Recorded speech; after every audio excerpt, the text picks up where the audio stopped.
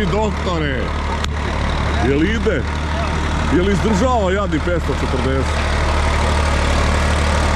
Lijepa. Ovo znači koliko kila ima?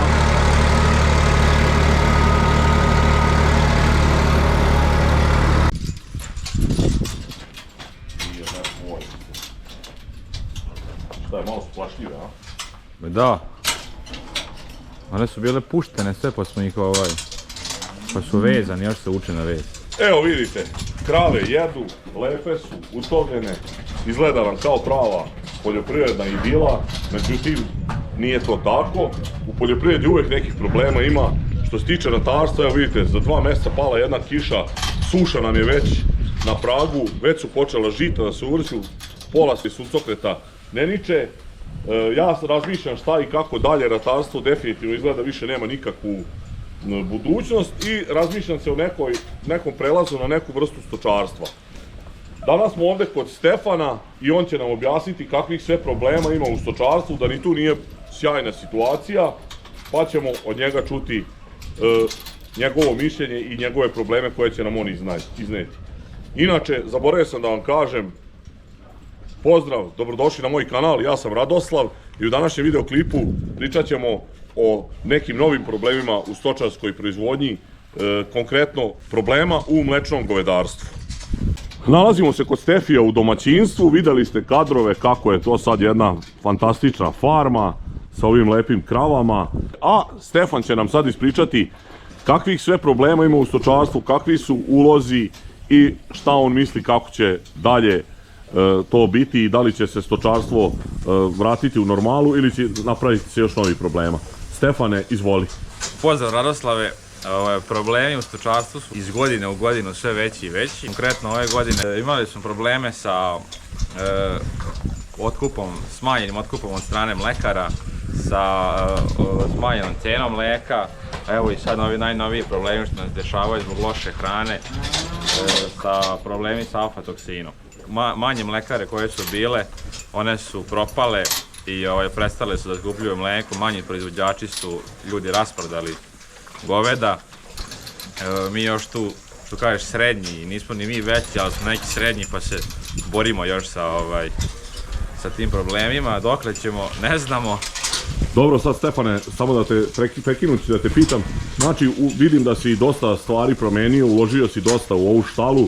Ako možeš da kažeš da li je skupo uraditi recimo mlekovod, kako to sve izgleda, uradio si objekat gdje si premestio laktofriz, pa me zanima kakve su tu cene, da li je to skupo, da li tu izlazi ministarstvo u susret, da li ima neki povrata na to? Jeste, uložili smo posljednje 2 godine mnogo ovde, sve je skupo, počeviš od mlekovoda, mašina, ove mix prikolice, šta god da se uhvatiš, sve poskupljuje, samo ovo naše mleko pada. Konkretno za ovaj mlekovod podnijeli smo za povrat, pa nadamo se da ćemo dobiti Znači postoji neka opcija da se za to dobije?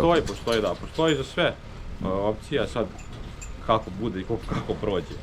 Koliko vam je to olakšalo posao do sada? Mlekovod nam je olakšao posao najviše u domaćinstvu, nemamo više kanti, odmah je i kvalitet mleka drugačiji i bolji, direktno iz krave ide u laktofriz i kvalitet je bolji.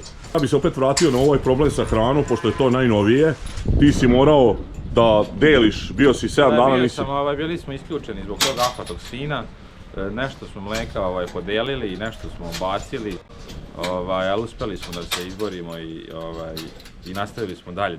Niste odustali, naravno. Nismo odustali. Koliko je to trajalo dana? To je trajalo 6 dana i 7 su došli da uzmu mlijeko. Ajde, ako možeš zbog mojih pratilaca da objasniš kako nastaju ti problemi, kako se nađe aflatoksin u mlijeku, znači problem je tako u kukuruzu. Da, jeste, problem u kukuruzu, već par godina, sušnih godina i u kukuruzu se stvori taj plamenac koji stvara aflatoksin. I zbog loše kukuruzne silaže, kukuruza generalno. Znači kukuruz isto koji izmeša se u koncentrat i ne bude dobar? Jeste, kukuruz koji ne bude dobar isto stvara aflatoksin. Kukuruzna silaža i ona stvara aflatoksin. I mi sad tu koristimo neke apsorbente i svašta ubacujemo da smanjimo taj nivo aflatoksina, jer i od aflatoksina zavisi nam i cena mlijeka. Jasno, ako možeš i to malo da objasniš. I ako možda objasniš koje su granice dozvoljene aflatoksina u mleku? Dozvoljene granice su do 0,250, do tada nema isključenja.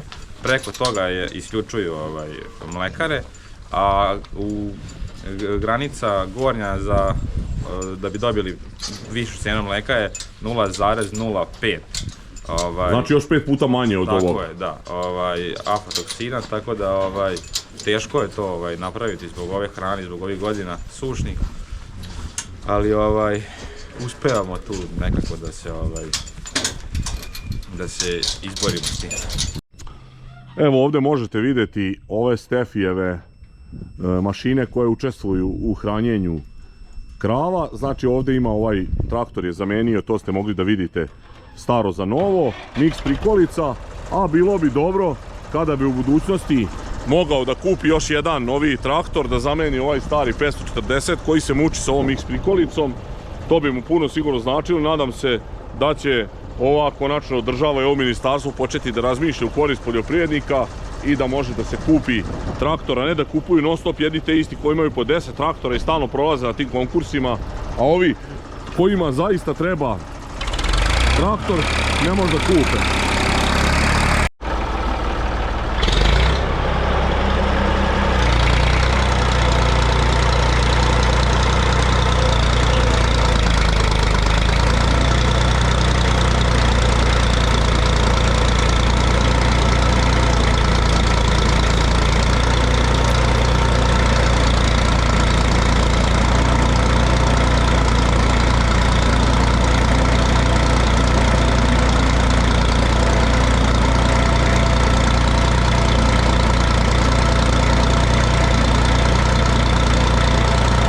Dobro, znači rekao si, nešto ste mleka podelili, nešto ste bacali, koliko ja znam od alternativa, to mleko može samo da se koristi za pravljenje, jel tako, sira? Samo. Međutim, pošto vi imate velike količine mleka, to nemoguće, to je jako teško, ali tako napraviti sir od toliko puno mleka. Ne možemo puno, mi pravimo sir na ovaj način, što kaže švapski sir, što mi zovemo, i malo tvrdi, jel? način sa šerpama i možemo da preradimo na 100-ak litara mleka. Da, nemate vremena i ovako imate posla, ne možda vladate na nos. Da preradi, a ovo ostalo, mislim, nema pojenta, jedino kad bi napravili neku prostoriju i malo uložili u to, možda bi to moglo funkcioniše, ali ima jako puno posla i ovako. A da li ima i konkurencije i sira uvoze jeftin sir koji je kakav, da praviš sir pa da ne znaš šta ćeš s njim. Jeste, nije uopšte lako pustiti se u to, treba puno uloga i svega i opet ne znaš šta će ispasti od svega toga sa tim sirom tvojim. Ove male količine, to uspijemo na kući da prodamo i to nije problem. Dobro, Stefane, drago mi je da ste taj problem za sada rešili, ali to može svaki čas da se ponovi, jel tako to sabotno? Jeste, naravno, to čim se naleti na lošu hranu, jel? Tako je, čim na lošu hranu. Sad dolazi nova hrana, detelina, raž i to, pa sad se nadamo, mislim, tu nema aflatoksina, sad će ječam, pšenica i bit će do jeseni, što kažeš dobro. Opet na jesen, kad krene kukuruz, vidjet ćemo kakva bude godina. I da li će se opet isto ponoviti. Ako možeš da mi kažeš, pošto vidim, mislim ne da vidim, znam tu smo kao jedna kuća, znam da si uspeo da obnoviš malo i mehanizaciju, kupio si novi traktor, veći, malo bolji, kupio si ovu miks prikolicu koja će sada u pozadini gledaoci vidjeti kako meša hranu, uspeo si da uradiš mleko, sredio si malo štalu i sada sigurno je lakše raditi. Ako mi možeš da kažeš procentualno koliko ste olakšali posao, iako vi možda i niste mnogo, zašto ste kupili, ti si kupio još krava, tako? Jeste. Pa, iako smo kupili više goveda, olakšali smo posao jako puno. Znači, mašinski se očistimo sa traktorom iza njih, miks prikolica prođe, dajem jednom dnevnom da sutra ujutru, mislim, mirno se im dobije svaka ispred sebe oko 50 kila hrane. Pojelice redovno imaju. Ovaj traktor ubacuje to u miks prikolicu i generalno imamo nas trojica oko 2 sata ujutru, 2,5, tako i uveče isto, tako da nije se sad velik posao, jer smo mehanizovali to sve dosta, a pre smo radili 10 sati dnevno, muža je samo trajala 4 sata. Da, do ponoći ste muzili. Do ponoći smo muzili. Jedino što naravno vi sami, to nismo rekli, vi sami skoro svu hranu i pripremate, tako da tu isto gubiš vreme, ti si i ratar i stočar. Tako je, da. To ti oduzima isto dosta vremena, posebno kad je u sezoni kao sad. Sad smo krenuli raž, detelinu i tu nema stajanja. Nema, 24 sata si radio, da. Mi nismo mogli komšije da spavamo od njega, ali neka to je da oni su vredni i svaka čast. Malo se ja šalim, kako spavanje. Detelin, evo sad treba da je uhvatiš, pa ne možeš u podne, ujutro nema rose, uveče nema rose, zbog ovih, što kažem, ne padavina, što nema kiše, već duži period i tako da je ceo dan borba ujutro i uveče dok traju ovi radovi po njivama.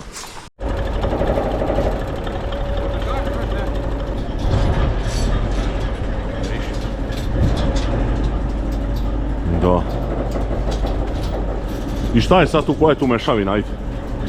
Mešavina, raži, deteline, trebere, repinog rezanca za sada, jer nestalo nam je gruzne silaže i onda sad premostimo s ovim do nove gruzne silaže. I sad smo ih dali i one sad mirne do sutra. Ujutro imaju cijel dan ispred sebe da jedu, samo koncentrat im dajemo iz ruke koja da mleka, toliko dobije koncentrata po zasluzi. A, znači ima i to. Jest. Vode naravno stalno imaju iz pojilica i otprilike to je to, znači nema, sad je veći problem spremiti hranu nego... Jest, sad je veći problem spremiti hranu, sad nam opet i tu treba nova mehanizacija priključena i sve to vuče jedno drugo, te ulaganja su jako velika i... I ulaganju nikad kraja. I ulaganju nikad kraja, ko preživi pričać. A sad si ušao u onu mašinu što sam ja spominjao, ako si gledao mojim pratiocima, što se žalili računali koliko ko ima posla, ovi što ništa nisu ulagali u stočarstvo, kupe jedne vile za 40 godina i onda kažu imaju posla 12 sati dnevno. Ti sad vidiš kako to izgleda kada uložiš ogromne pare olakšaš sebi posao, ali krećeš u kredite i u probleme. Sad smo ušli u mašineriju drugu, novi problemi sa kreditima. Malo manje posla, ali manje posla, ali mislim, pratimo do sada, može da se to sve isprati, pa nadamo se da će i dalje to funkcionisati, taj sistem naš, kako smo zamislili. Dobro, i na kraju ako možeš da mi kažeš kakva su tvoja neka predviđanja, šta će se dešavati sa ovim mlečnim govedarstvom, generalno stočarstvom i poljoprivredom u Srbiji i generalno u svetu, da li si sad optimista, kad si ti ozbiljno sad krenuo, ako možda ispričaš, pa kako si onda razmišljao, a kako danas razmišljaš, pošto koliko, 3 godine, jel' tako? Pa da, ima 3 godine. 3-4 godine si ti ozbiljno u tom. Jeste, kako smo počeli malo ozbiljnije da se bavimo, bila je prekretnica, imali smo 10 krava, da li će se sve rasprodati ili ćemo početi malo ozbiljnije da se bavimo, kao što vidite. I ja sam uvijek optimist. Nadam se da će to biti dobro. I da ćemo, što kaže, uspjeti u ovom poslu i uspjeti malo još više da se modernizujemo i da napravimo malo bolje štale, uslove, pušten sistem i to nam je sad drugi korak. Da, nadam se da će cijena biti malo bolje i da će se to tržište unormaliti, što kaže, i to je to, mislim da će biti dobro. Eto, čuli ste Stefana, vidjeli ste ovu njegovu farmu, čuli ste koje sve probleme ima u stočarstvu. Ja ću i dalje to pokušati da istražim šta može da se uradi, na koji način bi ja mogao da popravim prihode na mom gazdinstvu. Hvala ti, Stefane, hvala vama što ste pogledali moj video. Ako do sada niste zapratili moj kanal, zapratite obavezno delite moje video snimke, pišite komentare, stavljajte lajkove. Ko može, neka postane član moga kanala, imate 3 nivoa članstva: pšenica, suncokret, kukuruz. Vidimo u sljedećem klipu, pozdrav!